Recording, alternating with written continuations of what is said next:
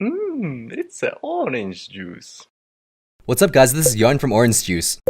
You guys asked for it, so we made it. To counter hut life, you need to understand hut life. A goblin hut costs 5 elixir and spawns 13 goblins. That means each goblin is valued at 0.4 elixir. The barbarian hut costs 7 elixir, so each wave of barbarians are valued at 1.4 elixir. Think about it this way. Against the barbarian hut, are you spending 3 or less elixir to kill at least 2 waves of barbarians? If not, you're putting yourself at an elixir disadvantage. If you leave these huts alone, you're allowing your opponent to gain an elixir advantage by letting their units build up. This advantage only amplifies once the game reaches double elixir bonus. The key to beating the huts is to cut down their lifespan. Here are some great cards that counter spawner decks. I'm going to mention this right now. Bomb Tower is the best card to counter spawner decks. Or at least until they get nerfed. We'll go into detail with the Bomb Tower later. If you don't want to watch the entire video, check out the description below for timestamps on the cards you want to learn about.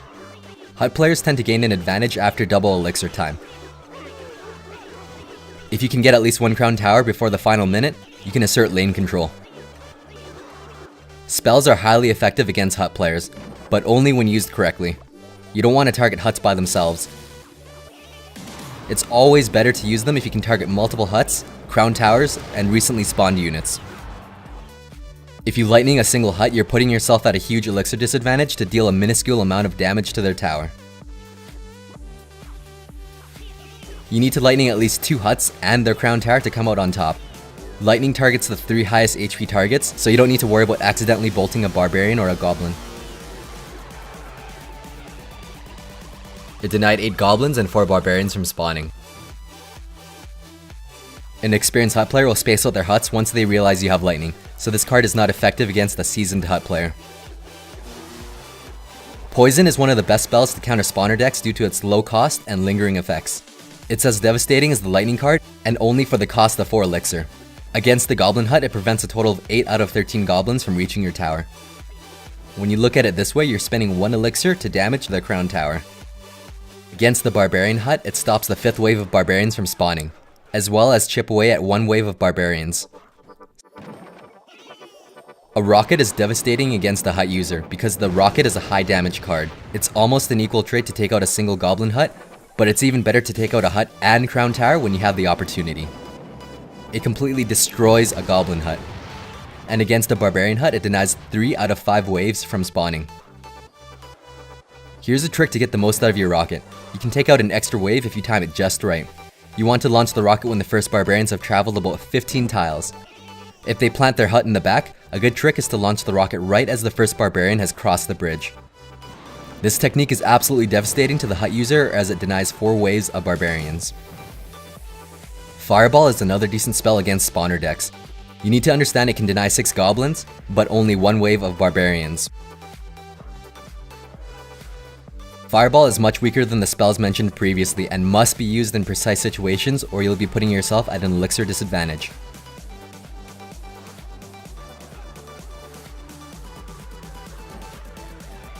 You need to time it so that you can kill 1 goblin or hurt 1 wave of barbarians, plus damage the crown tower.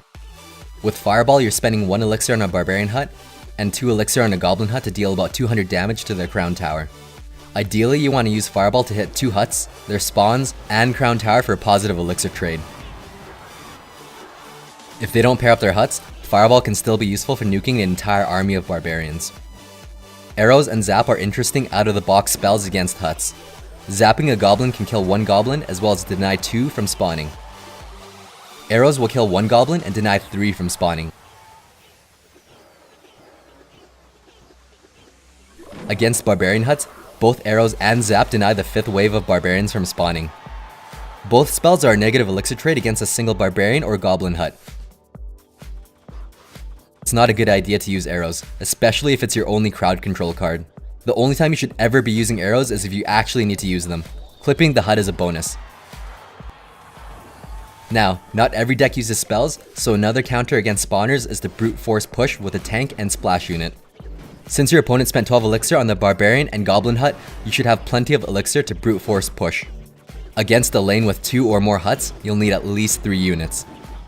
The first card should be a tank, the second card should be splash, and the third card should be another splasher or a pusher. To execute this combo, the splasher should be deployed in the back. This gives the splasher a chance to take out some incoming barbarians, as well as buy you time to accumulate elixir for that hard push. The tank absorbs hits, while the splash unit takes out multiple waves until you've reached their tower. Valkyrie, Dragon, and Dark Prince are mini splanks.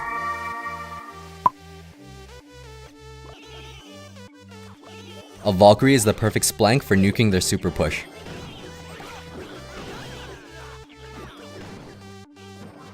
With all that being said, you never want to send in a tank without any splash support. It doesn't take very long for the huts to accumulate. If you're lucky enough to have unlocked the princess, she wrecks spawner decks.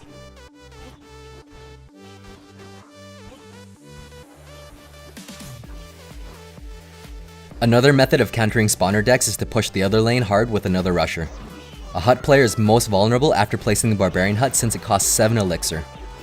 Fast units like Hog or Prince can rush in and deal a bit of damage to the crown tower in the open lane.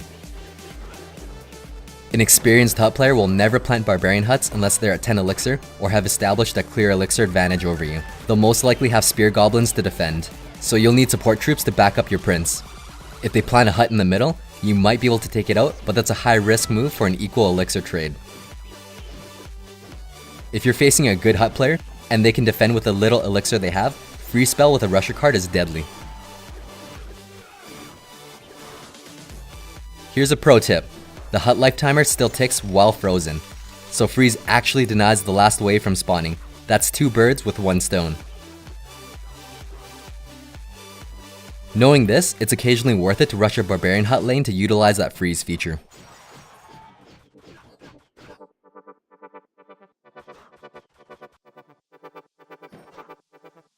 Defensive buildings are great too. Cannons and Tesla have a short life timer. The Tesla and Cannon only break even if both huts are played. A good time to play these cards is when you need to pressure the other lane while defending the hut lane. The bomb tower is the best structure against the spawner deck because of the splash damage and high HP. The bomb tower can defend against multiple waves in both lanes and you can focus on pushing. It's a positive elixir trade the moment you plant it. A good support building to have is the Elixir Pump. Huts are very similar to the pump. Think about it this way, an Elixir Pump costs 5 elixir and produces 7 elixir in its lifetime. It profits 2 elixir. A Barbarian hut costs 7 elixir, and a Barbarian is worth 1.25 elixir, so the hut profits about 3 Barbarians in its lifespan. The Elixir Pump helps negate the hut profit and balance out the playing field. It's an investment that spreads out your elixir over a period of 1 minute, exactly like a hut. If you have any requests for future videos, leave a comment down below.